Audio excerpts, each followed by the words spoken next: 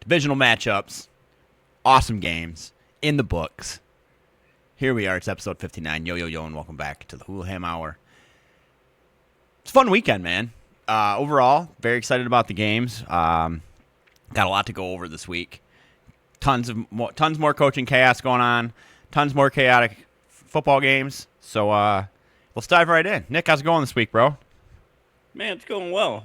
I wish I lived in Florida, but it's going well. Yeah, it is deathly cold here in the Mitten. It's 0 degrees yesterday. Had league over here. Had to get an electric heater running in here with the furnace because it was so bloody cold I couldn't even get it up to temp with the big-ass natural gas furnace I've got running behind me. Not to mention the fact that I come out here tonight and half my TVs don't work now. So when they were working literally 24 hours ago. So fun. But with that being said, Michigan. Yeah, yay Michigan. Yeah. Yeah. All right. So, yeah, diving right into the divisional games here. They were great. Which one was your favorite one to watch, Nick? I like the Rams game. It was exciting. The Bills-Broncos game, obviously, with being like the highest overall scoring game, was pretty crazy. Yeah. So let's just get right into it. Bills-Broncos. Broncos beat Bills 33-30. Biggest news out of that is on the third to last play of the game, Bo Nix fractured his ankle, and he's out for the rest of the year. That pretty much shoots down Denver's shot of winning next week. Everybody's been kind of, Stridham's a backup. It's not like he's not a bad backup. He could come in and still win, especially with the defense that they have. Where do you see the Broncos, though, man? After this, it's just, what are your thoughts? The way the AFC has looked so far and the games that Drake May has played, yeah, they've moved on. But holy shit, if they give up 4 fumbles against Denver, he's just going to have to hand the ball off and throw 5-yard passes, and they'll be just fine. Yeah. Yeah, the game went to overtime for Denver. Yeah, the game went to overtime. The Broncos played a terrible game. On paper, you look at the stats of this game, the Bills had more yards, they had more passing yards, more rushing yards, more first downs, more time of possession, all across the board.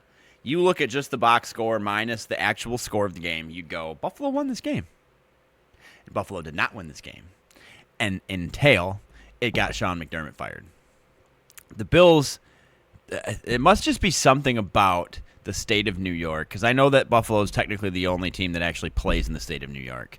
But it must just be something about the state of New York football, because the Giants are a dumpster fire. They're on the right track, though. The Jets are a dumpster fire. Never going to be on the right track. And the Bills, now it's just coming out that they're a complete shit show. Complete shit show. So, and we'll get into that in a little bit here after we go over the divisional games. But, yeah, it's not looking good in Buffalo. Not looking good in Buffalo at all. All right. Yeah, Bo Nix getting hurt. It was a turnover battle. It seemed like, for the most part, Buffalo turned it over the most. But, yeah, the Bears had that stat, even though they ended up losing their game, about the most comeback, in the fourth beat.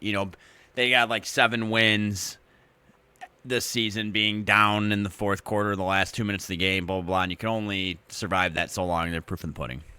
And we'll get into that. But the Broncos never gave up. The Broncos never gave up at any point in that game. And that's what won them the game at the end of the day. You can get into the whole controversial calls, no calls, all that shit, dude. My biggest takeaway, and I've said it a million times on this channel, is I just don't want the Zebras determining games. And you can't really say in this, you can and you can't. You can argue it both ways. But that call that they made ultimately led to Denver winning the game.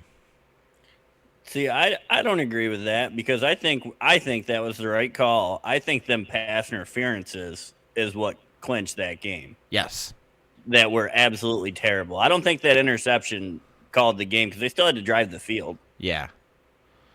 But those pass interferences were absolutely ridiculous. Yeah.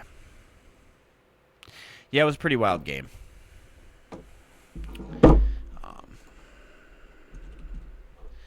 I can pull up. Yeah. Buffalo had 100 more total yards, 449 to 349. They did have a couple less passing yards, excuse me. But rush yards, they led 183 to 70. First downs they led in. Third down conversions they led in. Total plays they led in. But they did allow 3 sacks. Oh, this is another thing. Buffalo never punted. And they lost the game. Well, their punts for turnovers. That in itself is wild.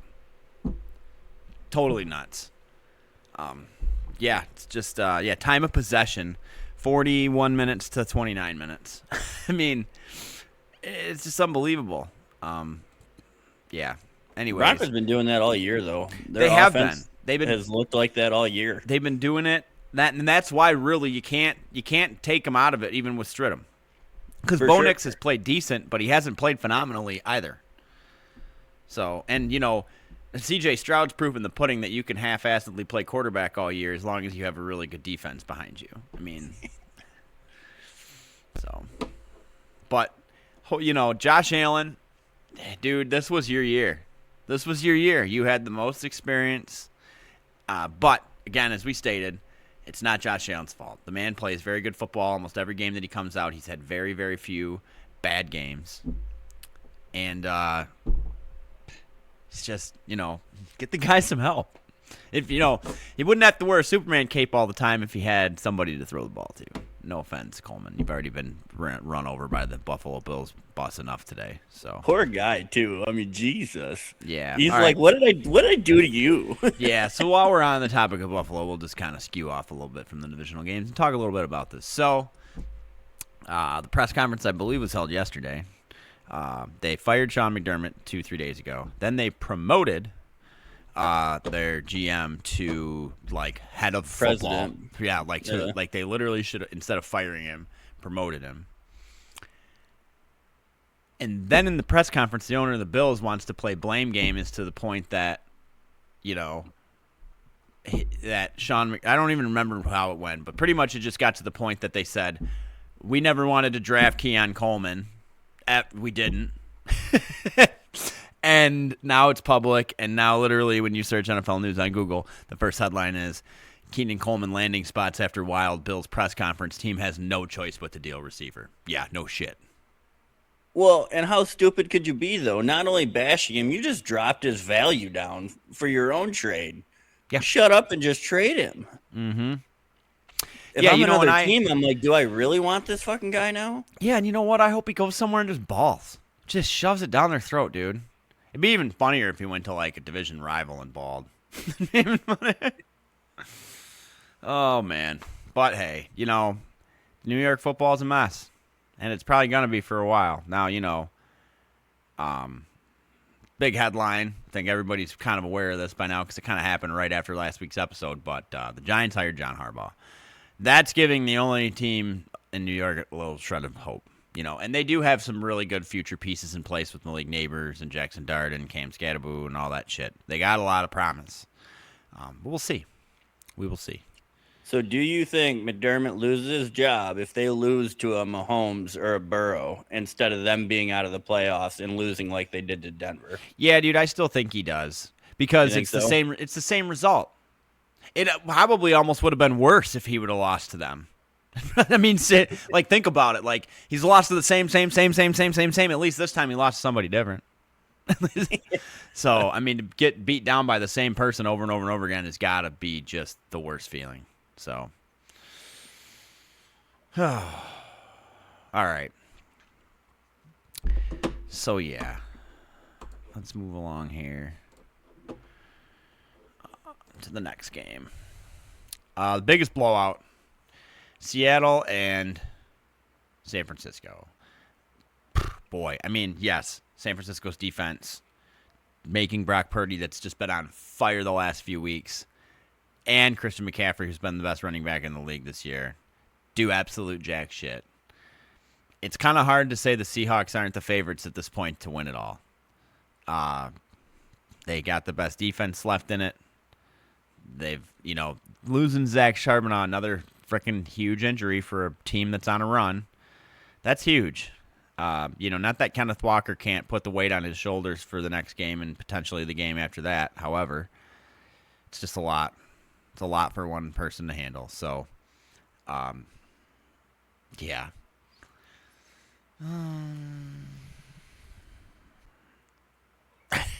That's funny. Oh, God, love it. All right. Yeah, hands down, Seattle's 12th man came out in full force. Yeah, and it literally, yes, Seahawks are Super Bowl favorites now. Yeah, that definitely should have, if they weren't before, put them even over the Rams. It's going to be very interesting to see. But speaking on the 49ers, they had an owner press conference recently too. They have now lost defensive coordinator Robert Saleh, who is going to go coach the Tennessee Titans, which that's a whole big thing of drama that I'm going to get into with him and Liam Cohen in a bit. But GM for the Niners has come out and said that Brandon Aiyuk has played the last snap for the 49ers. Like, we all didn't already know this, but now he's made it official that they're done. So I don't even see Aiyuk coming back and playing for anybody. There's just, I don't know what it is about the 49ers, because they're always decent, but like they had that linebacker, I think it was last year, that just left in the middle of a game. Do you remember that? Yeah. He just literally walked off the field and was like, I'm done. I don't want to play football anymore. What is it about? I mean, they got that whole conspiracy theory on the energy plant being next to the field and getting all these injuries. You're the only team that I know of that just, okay, if you take Antonio Brown out of the equation, the only team I know that's literally just had players walk out in the middle of a game. I don't know, man. It's crazy over there in San Francisco. That's for sure. But again, I'm still a fan of Kyle Shanahan for Coach of the Year, for being able to coach through all those injuries and still make the playoffs and actually win a playoff game. Like, holy shit, dude. Good for you, man. Like, for real. Have your star wide receiver in negative press all year. Never play a game. Pay him a bunch of money and never play a game. Yeah. Yeah, let's see what kind of stats that the Seahawks put up here. I mean, yeah, they still gave up a decent amount of like yards and shit, but yeah, they're a bend but don't break defense. Niners only punted one time, but they had 2 fumbles lost and an interception, and Seattle didn't turn the ball over once, and that's huge. The turnover ratio for Seattle this year has been incredible. And that's all they need Sam Darnold to do. They don't need to come out and throw for 350. They need him to play clean football. Yep. That's it. They need him to literally be a game manager. When you have a defense that's that good, you don't need a quarterback that's that great. There's been a lot of number of teams that's proven it, and that's also why I said what I said about Stridham is no knock on him as a player. It's just he may still have enough with that Denver defense to still advance. But we'll see. We will see.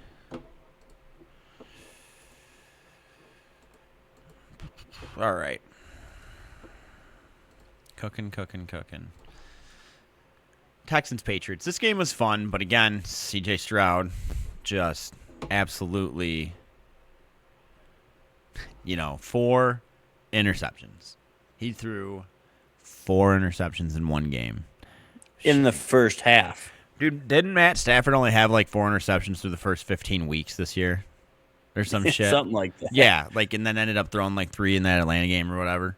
Yeah, that's just wild, man. And it's almost like every time I'm like, oh man, CJ Stroud's about to make his breakthrough.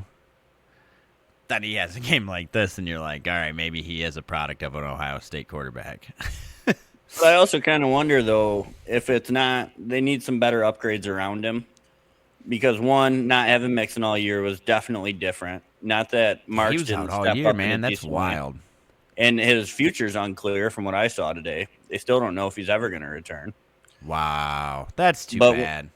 When Nico Collins is out, that offense is nothing. Stagnant. They don't really have a 2, a 3, a great tight end. Yep. He's got nowhere else to go with the ball, and it shows. And he doesn't trust him, obviously. Yeah. I'm not saying you need another Nico, but a solid number 2 would be nice. Yeah, it's just unbelievable how many times they turn the ball over. Let's see here. Yeah, 4 interceptions and they fumbled it once. So five turnovers. Now, on the other side of the card here, New England had 3 turnovers as well. So there's only a 2 turnover differential here. And okay, wow, this is actually kind of interesting. Patriots only had 143 passing yards. Yeah, but when they did strike, it hurt. Yep. Third down, they were terrible on third down. They were only 3 for 14. That's why I'm not counting Allowed out the 5 Broncos, sacks. to be honest. They allowed 5 sacks against Houston's defense. How many sacks do you think they're going to get? Denver's going to get on Drake May. Well, I think they're going to get the ball out quicker. They're going to be running screens and shit. They're going to have to, or they're going to be screwed. Yeah, that defensive line leads the league in sacks for a reason and by a long shot. By a landslide. It's by like 20 or 30, I do believe. Yeah. So I think they run a lot of quick out routes, a lot of JSN, jet sweep type shit.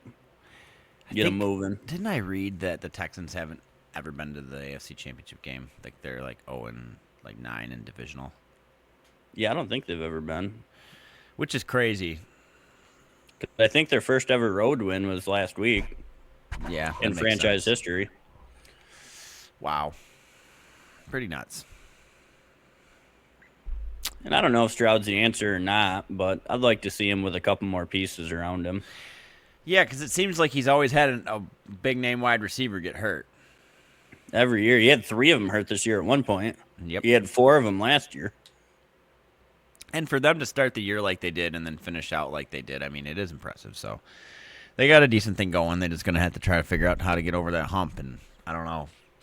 Just hats off to frickin' first-year coaches this year, man. Like, literally between Liam Cohen, Ben Johnson, and Mike Vrabel, like, I know Mike Vrabel, we went over this, wasn't actual, like, a first-time coach, but it is his first year in New England.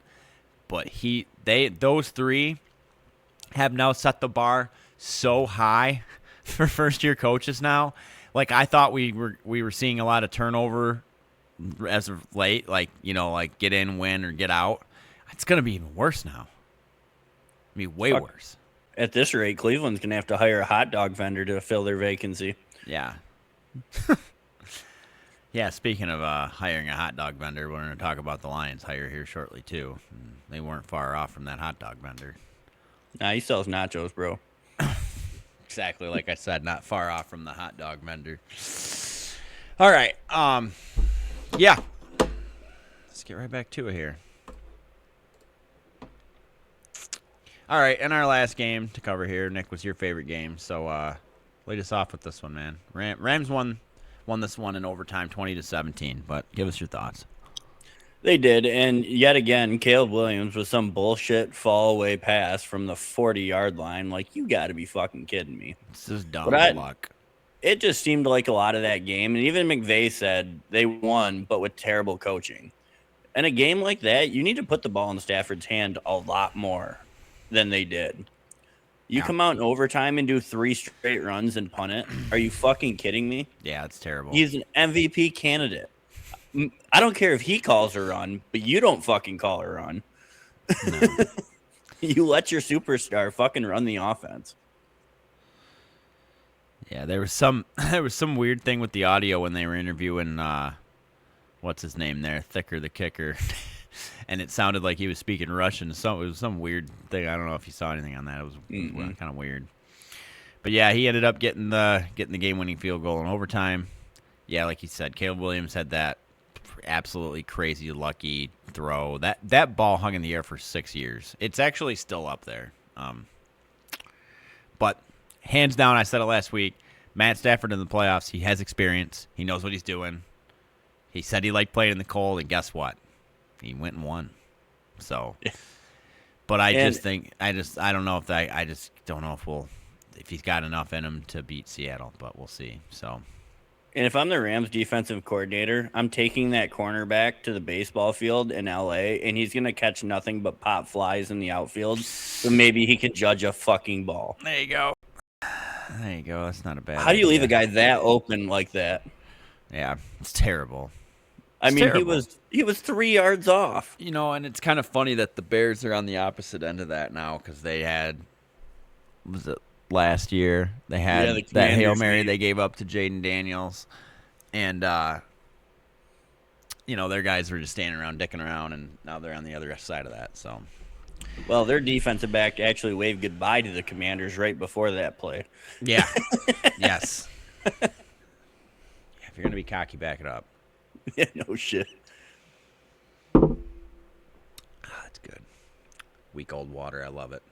I mean, Bears had 417 yards of offense, 257 passing, 160 rushing. How do you have that much offense but 17 points? That's unbelievable. And Caleb Williams threw 3 picks.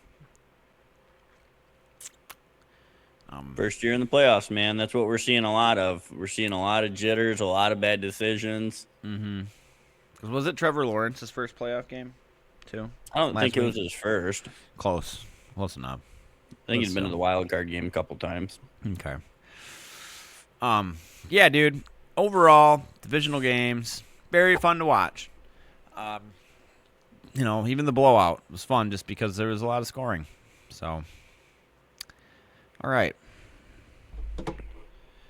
So to start off, before we get into our picks on the games, or you know what? I guess we'll do our picks on the games because there's only freaking 2 of them. So, and then we'll get right into our coaching talk. All right. So the game that is up first on this Sunday, 3 p.m. window game, the AFC Championship game, Patriots Broncos. Listen, who you got? Dude, give me Denver by 3. Yeah, you really think think- Stridham's gonna get it done, huh? I think Drake May is going to fail that much. The way he's looked in the playoffs has not been the Drake May we've seen all year by any means. I hoped he'd get it together last week. He did not. He's not securing the ball in the pocket. And the worst part to me is he's not really feeling the pressure. Yeah. He's not stepping up when he needs to, and this defense is going to come balls to the wall. It's definitely going to be a good game. It's just really hard. Everyone's like, oh, Nick Foles. You know what, dude? Stridham is not Nick Foles. Let's make that abundantly clear. Remember they played a replay of Stridham's rookie year when he was playing with Tom Brady in New England, and New England was winning the game by a pretty significant amount of points. Bill Belichick pulls Brady, puts in Stridham, and Stridham's first pass is thrown for a pick 6, and Belichick is forced to put Brady back into the game. And Brady was not happy about it. That was a fun clip to watch.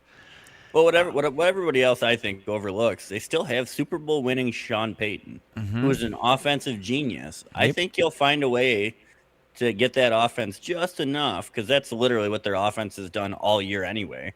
Yep. And I think they pull it out by a field goal. Yeah, I just don't know if the Broncos with a backup quarterback can pull it off. I just don't know. But again, this game could end up being 31-30, and this game could end up literally being 3-0. And everything in between. Now, I don't see the Broncos defense giving up 30 points, I guess, but I don't know. I'm going to take the Patriots just because I just don't see a backup quarterback winning an AFC Championship game. It's his first pass he's thrown in like a year and a half, dude. It's going to be tough. But give me the Patriots. All right, and our 6:30 window game on Sunday, the NFC Championship game between the Rams and the Seahawks in Seattle. Nick, who you got? I'm honestly on the fence on this. I do have Seattle just because I think that defense, and if Darnold plays a clean game, but every time these two teams get together, it ends up becoming a defensive shit show, and the quarterbacks both play like shit. Yeah. It's happened twice this year. Mm-hmm. I don't see Matt Stafford coming. I don't see a big 41-6 blowout again, but I can see it being 28-14. You know what I mean? Something like that. I've got Seattle in this. I've got a Seattle-New England rematch of the Super Bowl from like 10 years ago, and they didn't pass it. And or they passed it and should have ran it with Marshawn Lynch. It's crazy. So you got Broncos, Seahawks, and I've got Patriots, Seahawks. Well, we will see. So remember how there's been that conspiracy theory about the colors of the Super Bowl logo ended up being like the colors of the two teams that play in it? And this year, if you look at it, you can't make that happen, which is cool. However, if you invert the colors in it, it matches up to be Broncos Seahawks. So we'll see. Yep, that's my stretch of the day, Nick. I bet you loved it. No, always. I think I just heard a fucking UFO over my roof. Whoa, whoa, whoa, whoa, whoa, whoa, whoa, whoa. All right. So, yeah, there we go. I got Patriots, Seahawks. Nick's got Broncos, Seahawks. We'll see how it shakes out. So, God, if the Broncos do win, imagine Stridham, dude. I'd be shitting my pants. Be like, dude, how would I get thrown into this? Yeah, I don't know, dude. It's kind of wild. They got lucky that Bo actually got hurt in the last game and not like midweek or late week. At least they have a full week to game plan here. Yeah. Yep. It's very true. Very, very true. And what a man, though. Dude, he did press conferences and shit. He wasn't limping. Like, nobody even knew anything until an hour after until the Sean game. Payton came out and literally had to be the bearer of bad news. Come back out. Because he already did his press conference and had to come back out and announce it. Jesus.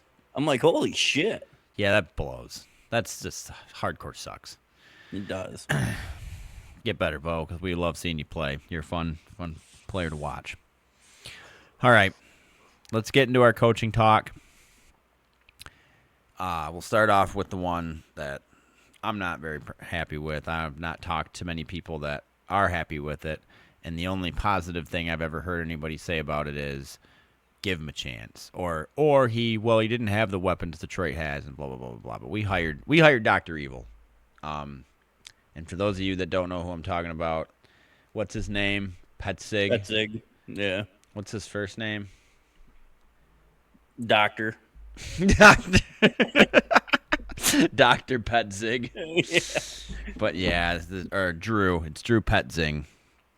Anyways, he worked for Cleveland for a couple of years. Then he's been the offensive coordinator for the Arizona Cardinals for the last 3 seasons with, his putting up numbers last year. The first 2 years, he was just complete dog shit. This year he had okay numbers with Jacoby Brissett and a hurt James Conner, but the best tight end in the world. So I don't know. I'm not a big fan of the hire, but before I do my rant, Nick, what are your overall thoughts on the hire? I mean, I wasn't a big fan when I saw it either, but at the same time, sometimes you get stuck in the system you're in. Maybe he does have more freedom that he's going to be allowed to try that he never was able to. You just named off 2 shitty franchises that were born to lose. Yep. So maybe he can open it up, and maybe he actually gives us a better chance. Yep. You never know until you get out there. Shout out John saying, who was Ben Johnson before we got him? And he's right. Ben Johnson didn't really have a name for himself, and now he's looking to be one of the better coaches hires in a while. Brought success to Chicago very quickly. So, yeah, obviously, I definitely feel it's a better hire than John Morton was, 100%. But in reading the article on the interview with Mike McDaniel, who was kind of mine and everybody's favorites for that spot, they said he just didn't fit in with their culture, vibe, or whatever hell word you want to use, which I also find very hard to believe. I would see Dan Campbell and Mike McDaniel having beers after games. You know what I'm saying? Maybe I'm wrong. Apparently I am wrong because they didn't hire him. And the Chargers did. He's going to go be the Chargers OC, which I think great job, L.A. Hats off to Jim Harbaugh and getting that done. I mean, it's going to be his first time without the guy that they fired. But it's time. I mean, my God, Mike McDaniel has ties out there. He's got ties to Justin Herbert. He's got ties with Jim Harbaugh. I just think it was a fit meant to be. But we'll see if he can actually get Justin Herbert a playoff win, man. I don't know. The only thing I see about the culture thing is Dan Campbell kind of has like that cocaine energy, where McDaniel's has like that mushroom sit in the corner energy. I mean, everything he says is like, yeah, and this is what we're gonna do. It's like you gotta like win, man. Like, Yeah, like that's the game, man. Yeah, he is a chill dude, that's for sure. But So I could kind of see that side of it. yeah, He ain't biting anybody's kneecaps off. He'd look at you and be like, well, why the fuck are you doing that, man? Mm-hmm. We ain't biting nobody. yeah. So another hire, NFC South's got some drama going. So does the AFC South. So Robert Saleh got hired to be the Tennessee Titans coach. He was the second candidate in line for the Jags job last year that Liam Cohen took. All right. And apparently, I don't know if you saw them when the Jags and the Niners played. I think it was this year that they exchanged some words, kind of got in a little tussle thing. And there's some hatred there, man. I mean, Robert Saleh even said that he was very devastated to the point that he like went home and cried over the fact that he didn't get that job and Liam Cohen did. That's a great right. You know what? I don't care who it is. There just needs to be more of that. I don't want to say spread hate, but bring some hatred to the table, people. And like Matt LaFleur and Ben Johnson going at it like that and shit, that's what the fans live for, man. That's what we live for. And I'm very excited to watch them play each other twice a year. It's going to be awesome. And the same kind of thing is going on. Kevin Stefanski got hired by Atlanta. Someday someone's going to wake up and realize that he's kind of a piece of shit. Not kind of, is. He pretty much put Baker Mayfield on blast, calling him dog shit. And now guess what? He's got to play Baker twice a year, and you better believe the dog's coming out when Atlanta plays Tampa Bay. And I'm going to put money on them game. Baker's not going to lose to Atlanta with Kevin Stefanski at the helm. He just won't. No way. No way. He's going to want to shove it down that man's throat so hard for so long now. I don't know. It's crazy. What are your thoughts on Atlanta's hire of Stefanski? I didn't think it was a bad hire considering what was left. But at the same time, if he literally didn't even call Baker after they traded him and he took him to their first playoff appearance in how many years, fuck you. Dude, I just flat out, I don't get how he keeps getting. He's not a good coach. He's just not. He obviously doesn't get along with his quarterbacks anywhere. Yeah, anywhere.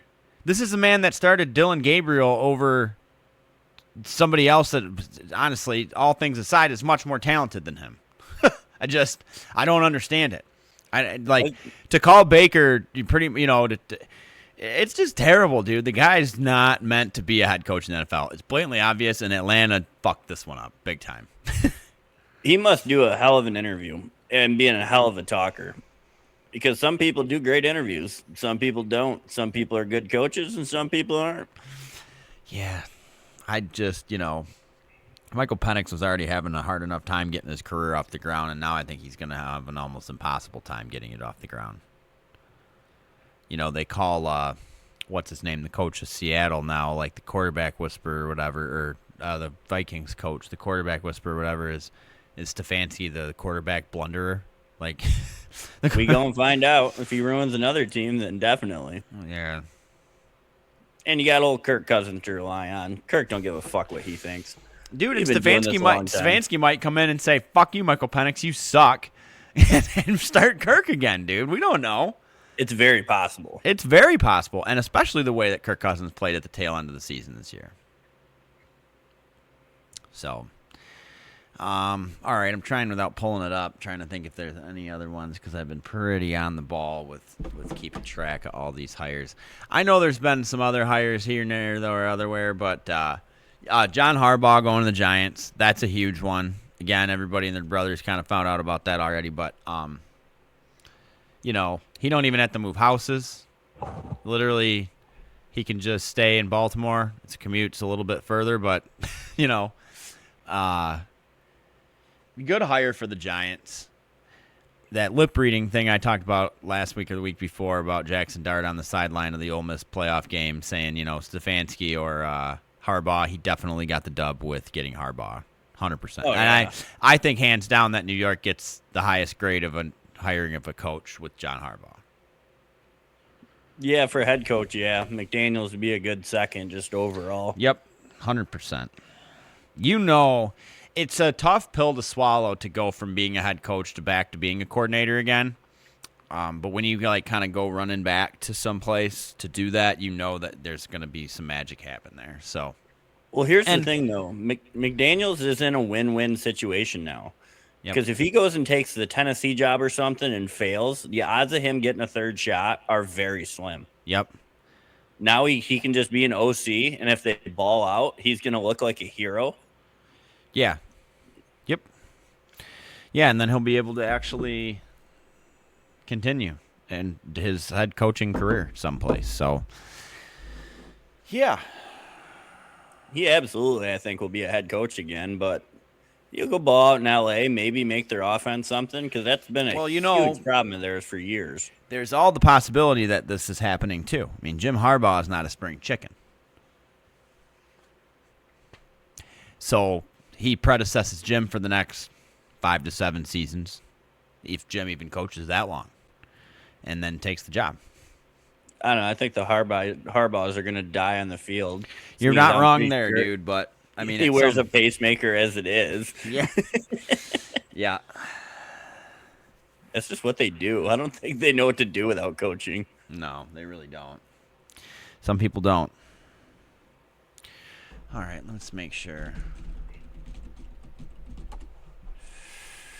Bow, bow. Bow, bow, bow, bow, bow, bow.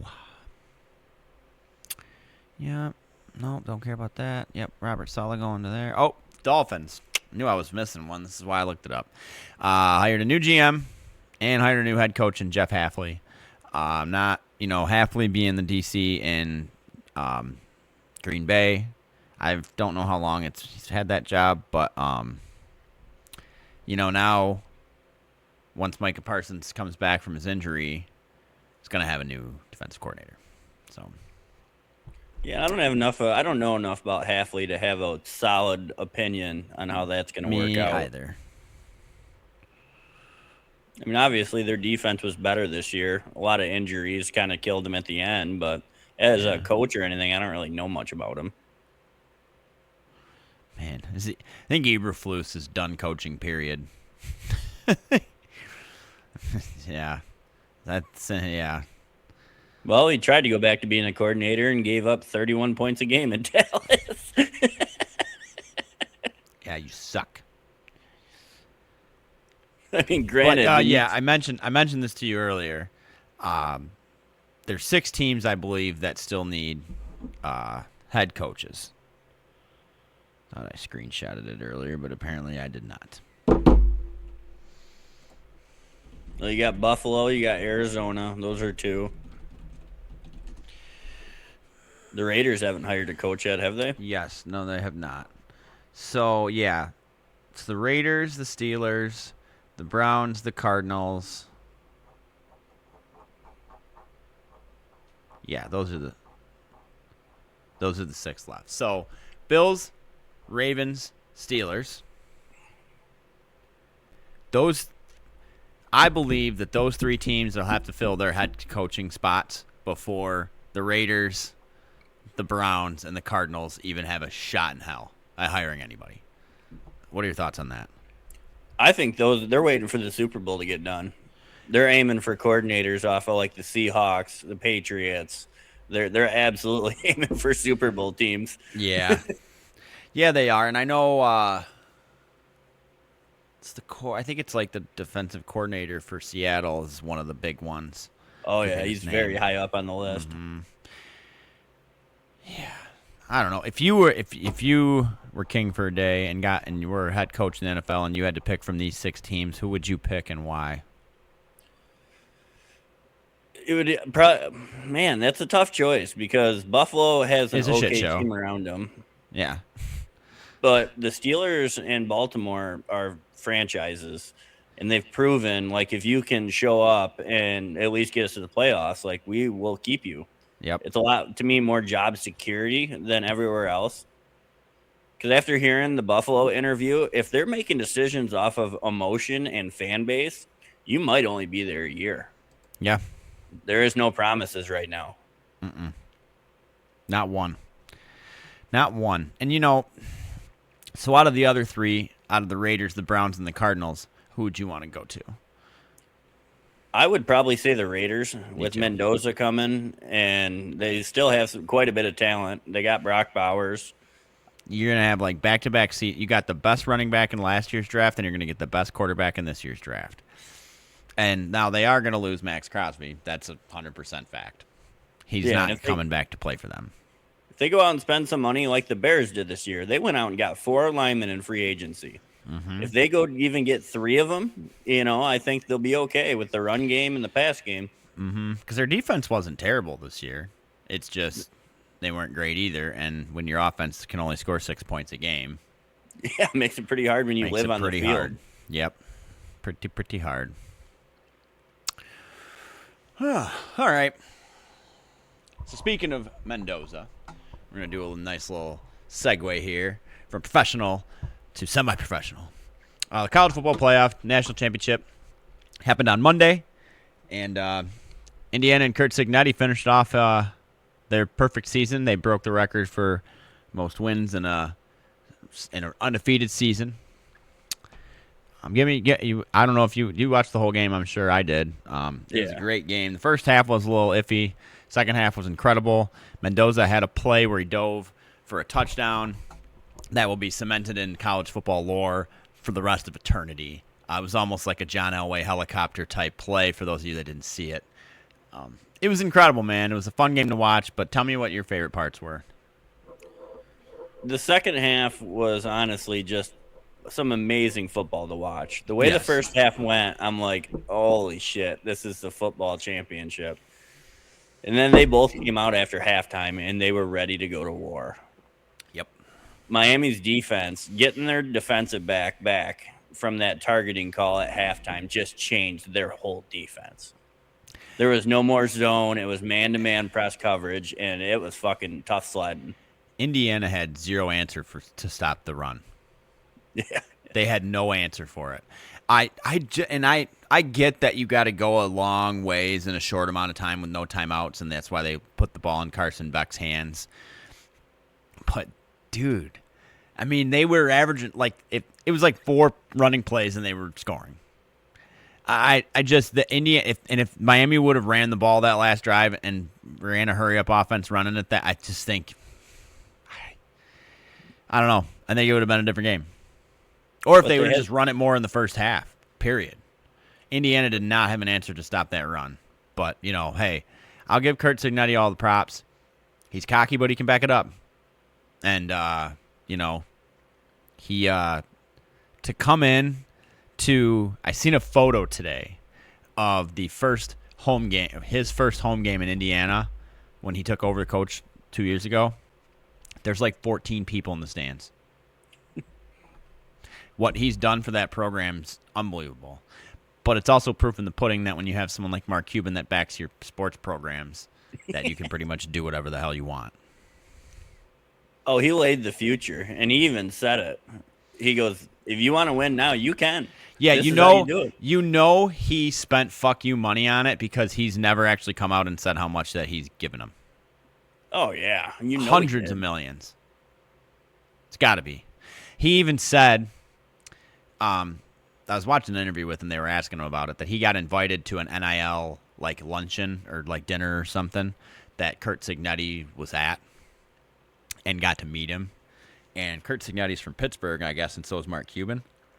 And they kind of bonded on that. And he goes, after I bonded with him and knew that he was literally the kind of guy that I would have a beer with after work, that's when I decided I wanted to donate to Indiana.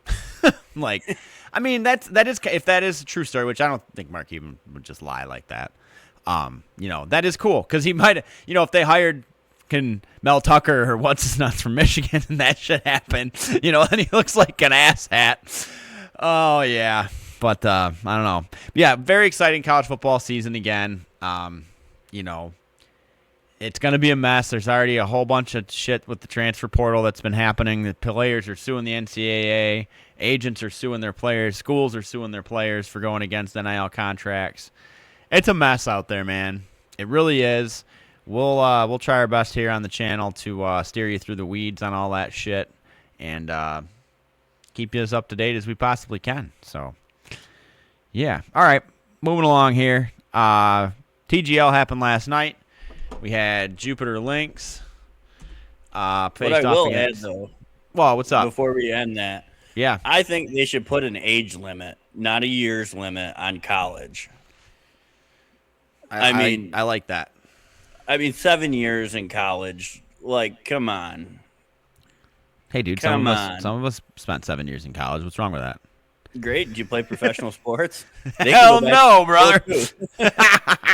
They can stay and get their degree. They probably had it for 4 years.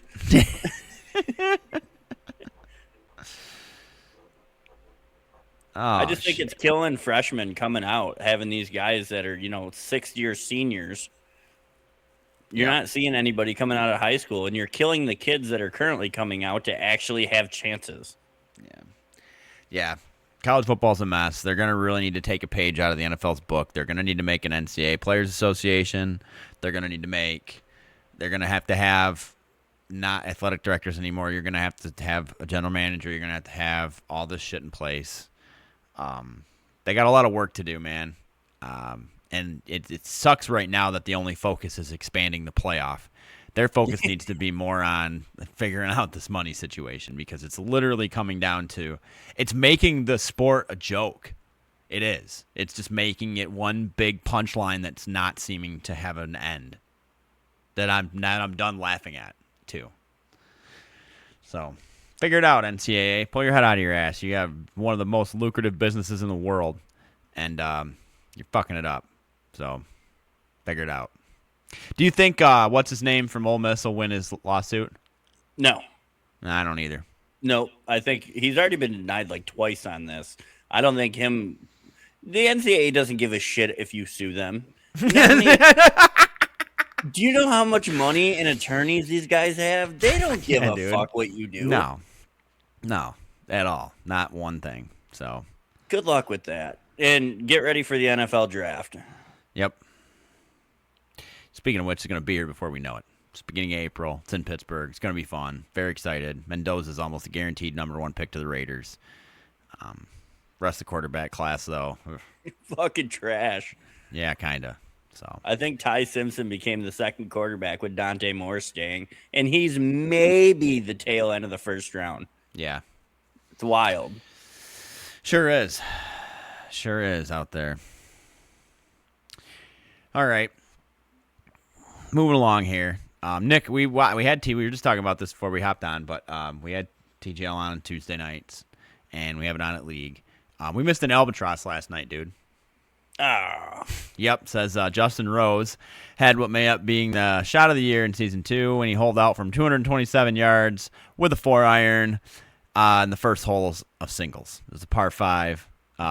He had a 333-yard drive. Yeah, even Tiger Woods had to smile and congratulate Rose, who said he'd never made an albatross in his career to that point. Yeah, dude. Yeah, Tiger Woods does not have an albatross. I have an albatross. I do. Nick witnessed it. Super cool. It's one of my crowning achievements in golf. I'll never do it again, and I'm okay with that. I just want to get a hole-in-one now. So, but anyways, it says New York wins a late hammer to capture its first victory of the season. Yeah, they're 1-1, and Jupiter's dropped its 5th straight match dating back to last season. Yeah. Ouch. Yeah, LA took it 8-4 overall, but it looks like it was pretty close right up until the end when New York threw that hammer and won it. And yeah, here's the replay of that albatross. Oh, Dust, he didn't even like the shot. He walked away. Oh, my God, that's incredible. Yeah, you got to look that up and watch it. He literally walks away and then turns back around and watches the ball go in and starts freaking out. That's cool. It's always your bad shots that end up being your best shots, dude. It's pretty nuts. All right.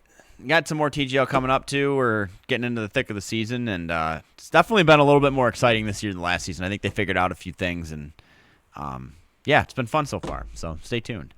All right, PGA is in full swing. We had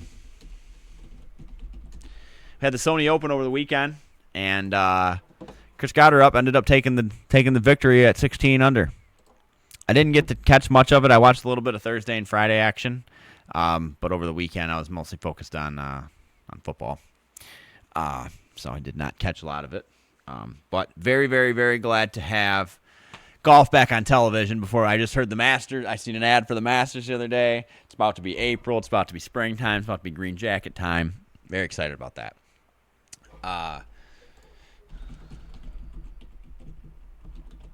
So, Liv scored a little bit of a victory, in my opinion. First off, Rory came out and said he is not worried about it because no one that golfs for Liv moves the needle for ratings, which is just a complete fuck you to Bryson and all them guys. Because I'm sorry, right now, Bryson moves the needle more than anybody. And I'm not just saying that as a fan of him. I'm saying that because that's the fucking truth. Look it up. Look the stats up. When Bryson's not in a major, there's just not as many people watching him. There's not. But Michael Sasso, he's the NCAA golf player that won the men's championship for Ole Miss last year, signed with Liv. Nice. So that is a victory for Liv, in my opinion. Now, I'm not sure, though. I can't find it. But remember how I didn't mention, I don't know if I talked about this last week or not, how Vijay Singh decided that he wanted his card back. And there was a player, I thought it might have been him, that earned his card because they gave him his card, and the next day Vijay Singh's like, and got one back, and they had to take that card back from that kid. And I want to say it's him. And I think that's why he signed with Liv. Probably. Yeah. Makes sense. Yeah. So, big victory for them because he definitely, I don't know if you've got to see him play golf, but he plays pretty good golf. And it looks like he joined the High Flyers, which is Phil Mickelson's team. So nice. Yeah, very nice. So good luck. Again, Liv starts on February 5th. And with PGA this week, we have the American Express Championship. Or it just says the American Express. I don't know. It doesn't say Open or Championship or nothing like that. So, yeah, it should be fun. Getting into the thick of it. Again, we got MLB coming up. Starting February 20th is when spring training starts. And that's less than a month away. That's crazy to think about. Yeah, and just a quick recap because we're getting to the end of the episode here. Oh. I know that the Pistons are definitely still in first place, and the Red Wings are still in second. We're at 30 and 16. Though. Yeah, barely is right. Yep. 2 points down from first, but hey, you know what? Still been a decent. We're 7-2-1 in our last 10. 1-2 in a row. Tampa's been on a heater, though. I mean, you can't deny that. Oh, they have been for sure. They won 11 in a row. Yep. Pistons are 5.5 games in first place. Cade Cunningham got announced to be a starter for the Eastern Conference All-Stars this year, which I think is awesome. So congratulations, Cade Cunningham. Yeah, unbelievable. So I'm definitely excited to start getting into some more coverage on them. As we've stated the last couple weeks, that we definitely will be getting more in-depth with them as football starts to slip out of our hands. I can't believe it, dude. I feel like literally... I was just talking with somebody today about how I feel like football literally just started, and the national championship for college was on Monday, and it's over. Yeah. It's unbelievable. So, all right, brother. You got anything else this week? Nope. All right, ladies and gentlemen. Thank you again for tuning in. Don't forget to like, comment, subscribe. Tell us how wrong we are. We'd love to hear from you. And with that being said, we are Hulaham